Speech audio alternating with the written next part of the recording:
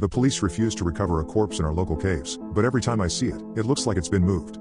2 weeks ago, a corpse was found in a cave just blocks from my childhood home. I received the news the day before Easter in a text from my younger brother. I was sitting at the airport, preparing to board a flight from Georgia, where I attend university, back to my hometown in Kentucky for spring break. According to Jacob, the deceased hadn't yet been identified. He was found Saturday morning by a local couple, wedged deep into a passageway called First Date.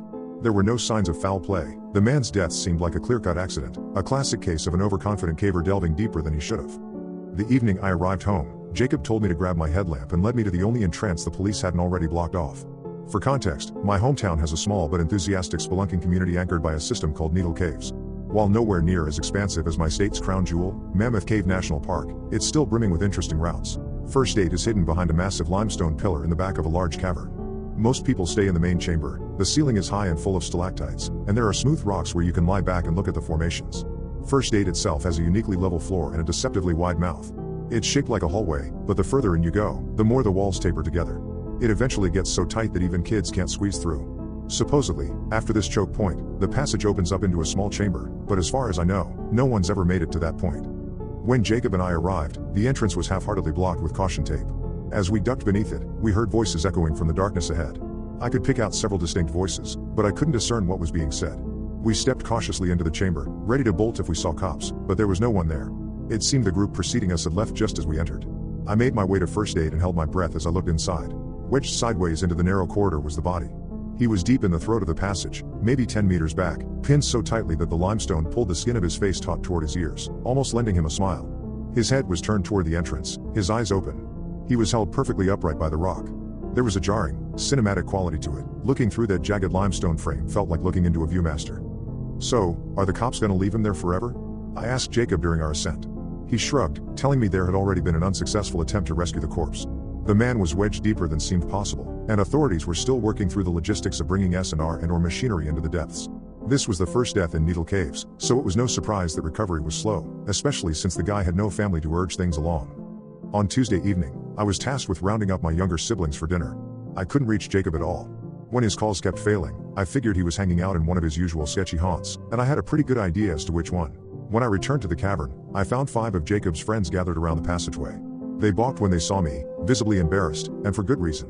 Jacob was deep inside First Date. By my estimate, he was no more than 2 arms lengths from the body. He was calling back to his friends about how close he was to touching the corpse. I didn't chew him out in front of his friends, but I gave him an earful on the way home, not just about disrespecting the dead, but about the diseases he could catch from bare-handing a rotting corpse.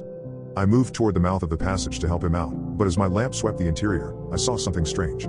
The man looked further back than he had 2 days ago. I would have brushed it off as a trick of the light, but the man's expression was also different. Previously, the rocks had been pulling his skin back toward his ears. Now, his cheeks were bunched up toward his nose and his lips were pushed forward into a pout. 2 days ago, his struggle toward the exit had been clear. Now, it looked like he had died trying to move backwards. As my brother scrambled free, I asked if anyone had touched the corpse, thinking maybe they'd shoved it deeper. They all denied touching the body. One of them suggested bloating, which seemed reasonable enough.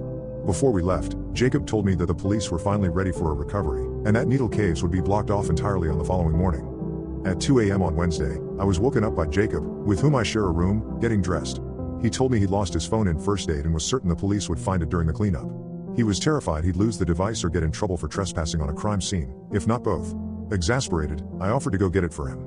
I was the more efficient caver, and as the adult between us, I wouldn't get in as much trouble with our parents. By 3 a.m., I was back at the chamber. Like the first time, I heard voices from the darkness ahead. I killed my lamp and listened. The voices were unintelligible, and it occurred to me for the first time that I might be hearing a language other than English. I kept the light off and used the walls to foray deeper until I heard one last set of murmurs, followed by an abrupt silence. Once I reached the pillar, I turned on my light. The corpse was still in First Date, and I could see the phone on the ground just feet from the bottleneck. I brought a reach extender, the kind of thing you use to pick up trash, but I'd still have to get uncomfortably close to the body to grab it. I stepped into First Date, the level floor providing a false sense of security until the walls started to pinch. My breath hitched as the rock pressed against my chest and spine. The air was thick with the cloying stench of rot. I pulled my mask tight around my face, but it did little to help. I came to a sudden halt when I thought I caught a flicker of motion ahead of me. It was subtle, a slight shift of the man's head, like his neck was finally buckling under the weight of his skull. I pinned my light directly on his face and stared at the corpse's gray, waxy skin for some time, but when I heard and saw nothing else, I brushed it off and forced my legs to shuffle the final few steps. Once I was close enough, I extended the reacher. It took 3 tries, but the tongs finally clamped around the phone. As I drew it back, I heard a shuffling sound. I snapped my head up, and my light danced over the corpse just as it began to shudder. Suddenly, the torso lurched forward violently, the head snapping toward the chest with a sickening crack. For a second, I thought the body was imploding, but then it was abruptly jerked backwards through the bottleneck. When the bloated midsection hit the narrowest part of the rock, it split open like ripe fruit. I could see viscera oozing from beneath the torn skin as the body was forced through the tiny gap. The face was the last thing to go, and if I didn't know any better, I'd say it threw me a pleading look before it was vacuumed into the space beyond.